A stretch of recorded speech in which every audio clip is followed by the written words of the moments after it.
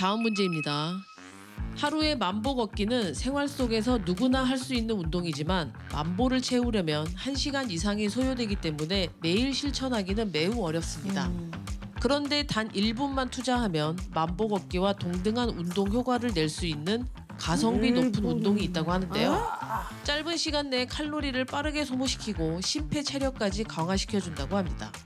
단 1분으로 만보 걷기 효과를 가져오는 운동 방법은 무엇일까요? 야, 이건 말이 안 된다. 너무 사기 아니야? 1분이면. 1분에?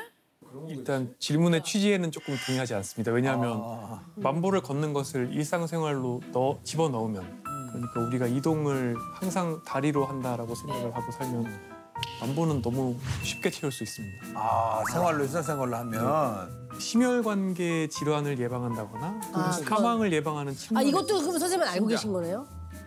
네. 그런데 연구 결과는 제가 알고 있습니다만 네. 1분?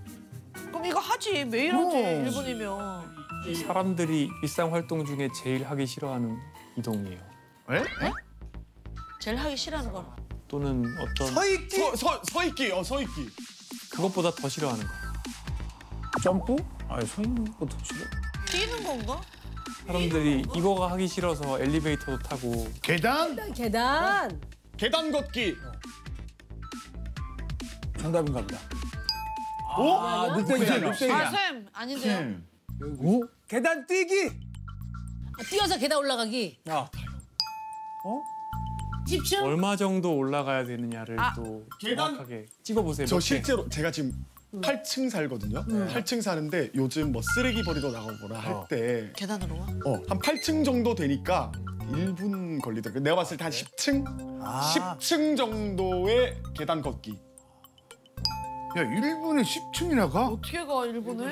와, 그렇게 못 갈 것 같은데? 100개! 100개 계단. 조금만 줄여보세요. 50개. 5층? 5층?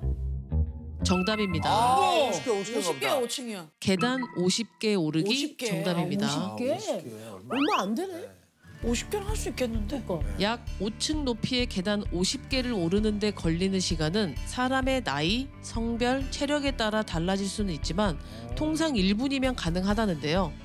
매일 계단을 50개만 올라도 뇌졸중과 심혈관 병에 걸릴 위험을 20%까지 낮출 수 있다는 연구 결과가 있으며 시간 대비 효과가 매우 높아 바쁜 일상에 쫓기는 현대인들에게 더욱 효율적인 운동이라고 합니다. 전 25층을 5번 하거든요. 내려가는 건 엘리베이터 타고 올라가는 걸 25층을 5번 하면 땀이 그냥 쫙 나면서 그냥 막. 어느 정도 걸려, 시간이? 그게 한 30분에서 40분 정도 사이에 걸려요. 아, 25층까지? 예. 근데 이거 뭐 5층 한 번으로 이게 운동량이 좀 됩니까, 선생님, 솔직히? 네, 근데 이런 이제 관찰 연구들을 해석할 때는 사실 좀 주의를 할 필요가 있습니다. 설문이라든지 여러 활동량 이런 것들을 모아서 그런 분들이 미래에 얼만큼 병이 생기는지를 큰 인구 집단에서 보는 거기 때문에 그런데 실제로 계단을 오르면 우리가 중요하게 생각하는 코어 근육과 또 대퇴 근육이 많이 또 활성화가 되기 때문에 실제로 굉장히 계단은 좋은 운동이라고 생각합니다. 그러면 선생님은 1분 동안 5층을 걷겠습니까? 아니면 1시간 동안 만보를 걷겠습니까? 아, 저는 둘 다 합니다.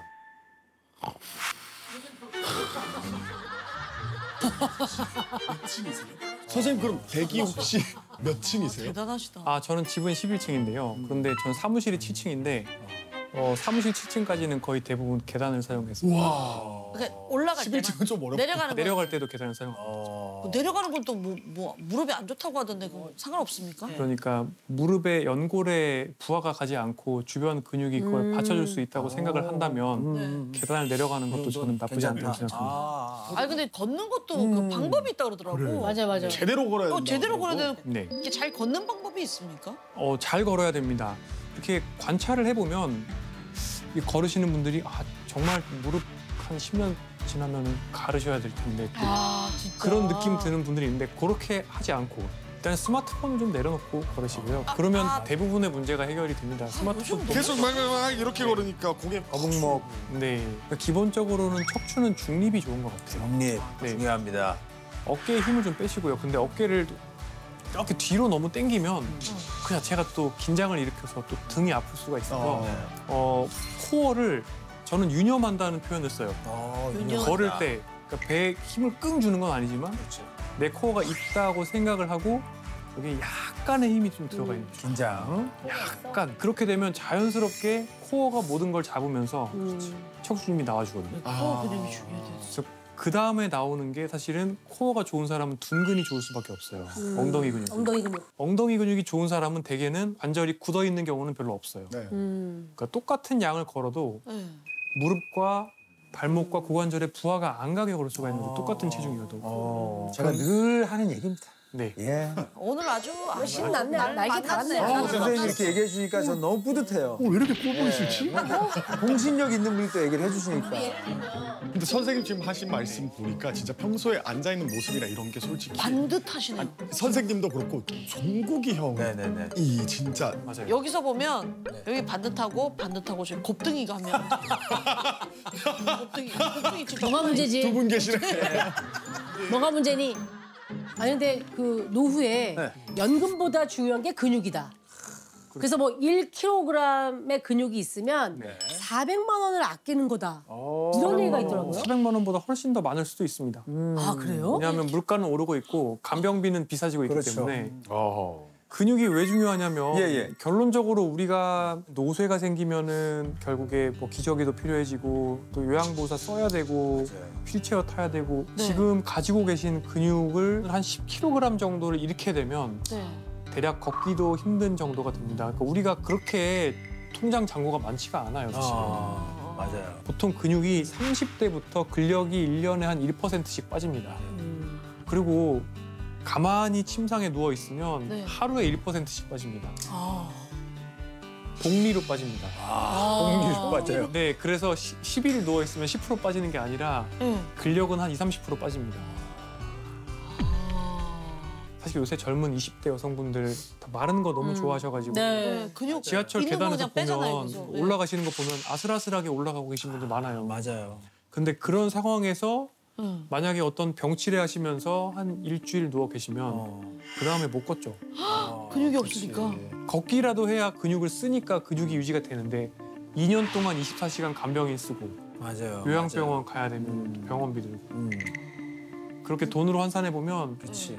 제가 계산해 보니까 한 18억 7,500만 원 정도의 자산이 있어야 와 24시간 간병을 500~600만 원 월 내고 쓸 수가 그렇게 있습니다. 많이 들어. 결국에 사람은 네. 움직이는 동물이고 움직이지 못하게 되면 모든 기능이 나빠져서 침상으로 가는 거죠. 아이고, 그렇지. 그거를 지키기 위해서 그러니까 두 가지가 필요하면 첫 번째는 근육 건강이 필요하고 두 번째는 인지 건강이 필요한데 인지 예, 건강과. 어떤 근육 개념이냐면 건강. 신체 노쇠가 인지 기능을 떨어뜨려요. 왜 그러냐? 근력이 떨어지면 밖에 나가서 친구 못 만나죠. 맞아요. 그리고 먹고 싶은 거 다 못 먹고 못 그렇지. 씹죠. 아. 그러다 보면은 점점 뇌에 들어오는 자극이 떨어지고 우울감이 심해지고 맞아요. 네. 점점 치매가 없는 사람도 치매가 오는 거예요. 움직여야 돼. 결국 악순환이 되는구나.